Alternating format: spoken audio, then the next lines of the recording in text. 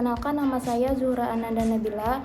Saya dari kelas PGSD Mandiri 5G dengan dosen pengampu Ibu Elvima Nafrianti MPD, mata kuliah Pengembangan Pembelajaran Bahasa dan Sastra Indonesia. Soal yang pertama yaitu pengertian K13 dan kurikulum merdeka. Kurikulum merdeka yaitu kurikulum yang fokus pada pengembangan karakter dan moral siswa, sedangkan K13 yaitu fokus pada kemampuan akademik siswa secara umum. Secara pelaksanaannya, kurikulum merdeka lebih fleksibel dan memberikan kebebasan kepada guru untuk mengembangkan pelajaran, sedangkan kurikulum merdeka lebih struktur dan memiliki pedoman yang jelas. Soal yang kedua yaitu karakteristik K13 dan kurikulum merdeka. Karakteristik kurikulum merdeka yaitu pengembangan soft skill dan karakter anak. Yang kedua yaitu fokus pada materi esensial. Yang ketiga pengembangan dan fleksibel. Karakteristik kurikulum K13 yaitu 1. Mengembangkan keseimbangan antara pengembangan sikap, spiritual dan sosial, rasa ingin tahu, kreativitas, dan kerjasama dengan kemampuan intelektual dan psikomotorik. Yang kedua yaitu sekolah merupakan bagian dari masyarakat yang memberikan pengalaman belajar terencana di mana peserta didik menerapkan apa yang dipelajari di sekolah, masyarakat, dan memanfaatkan masyarakat sebagai sumber belajar.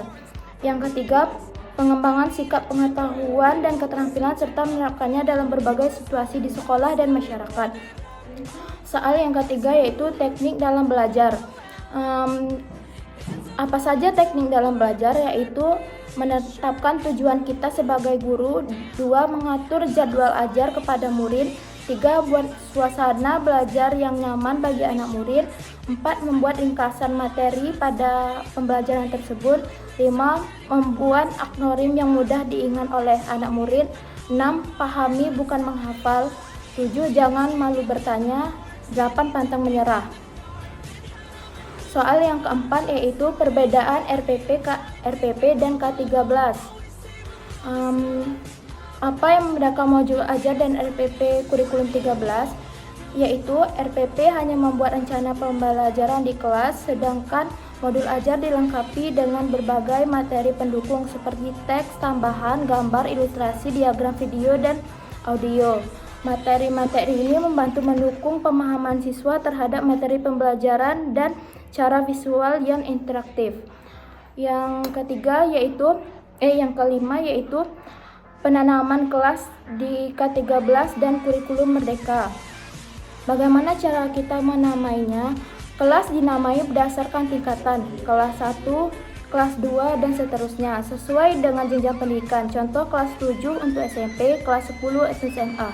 Penggunaan peminatan untuk jenjang SMA seperti kelas IPA, IPS, atau bahasa. Misal kelas 10 IPA, kurikulum merdeka atau KUMER.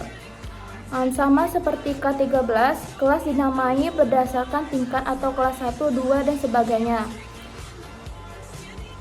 Untuk SMA tidak ada peminatan IPA atau IPS yang kaku. Siswa dapat memilih mata pelajaran sesuai minat.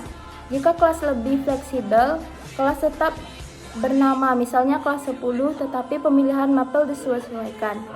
Kemampuan keduanya dinamai kelas berdasarkan tingkat, namun tingkat K13 ada peminatan IPA atau IPS, sedangkan kurikulum merdeka lebih fleksibel dalam memilih mata pelajaran dan peminatan tetap. Sekian materi dari jawaban saya tutup dengan wassalamualaikum warahmatullahi wabarakatuh.